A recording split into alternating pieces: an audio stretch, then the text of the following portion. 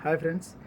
మనలో చాలామంది ఎంత కష్టపడినా వారు అనుకున్న ఫలితం వారికి లభించదు. అలాగే కొంతమంది కష్టపడకుండా కూడా ఫలితాన్ని ఆశిస్తారు.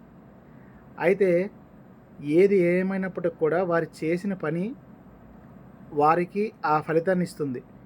అది ఒక వేమన శతకం ద్వారా కూడా తెలుసుకుందాం.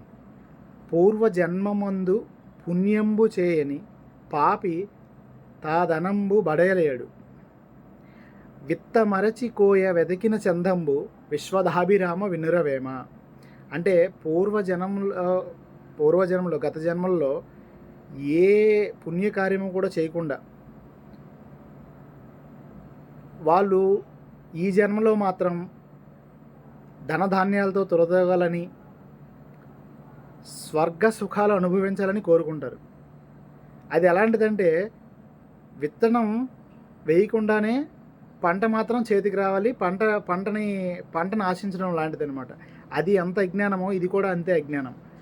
దీన్ని వేమన గారు అంత చక్కగా ఒక విత్తనం వేయకుండా మీరు పంటని ఎలా ఆశిస్తున్నారో, ఒక పుణ్యం అనే విత్తనం వేయకుండా దాని నుంచి వచ్చే ఫలితాలు, సుఖాలు, ధనధాన్యాలు, రకరకాల కోరికలు మీరు కోరుకుంటున్నారు. అది ఎంత అజ్ఞానం అని రెండింటిని కంపేర్ చేసి చాలా చక్కగా ఈ పద్యంలో పొందుపరిచారు మనకి. అయితే చాలామంది నేను ఈ జన్మలో బాగానే కష్టపడుతున్నాను, ఈ జన్మలో ఇంత కష్టపడినప్పుడు కూడా దేవుడు నాకు అంత ఆశించినంతలో ఇవ్వట్లేదు అని బాధపడతారు.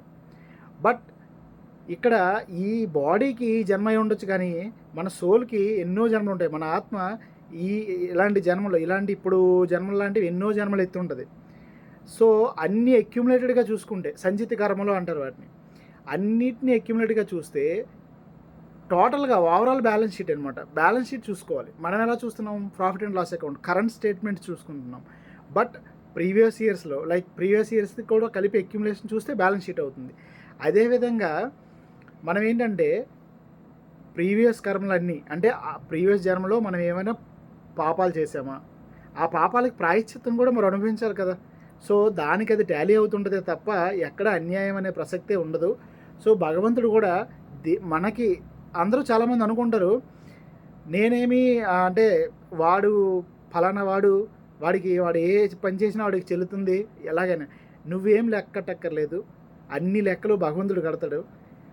ఎవరికి ఏ విధంగా ఏ ప్రతిఫలం అందాలన్నది కరెక్ట్గా అనా పైసా కూడా తేడా లేకుండా చక్కగా ఆయన ఇస్తాడు.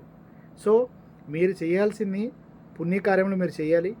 మీ రెస్పాన్సిబిలిటీస్ ఏముంటే అవి మీరు ఫుల్ఫిల్ చేయాలి. అవి చేసినప్పుడు తప్పకుండా దాని ఫలితం మాత్రం వస్తుంది. Thank you.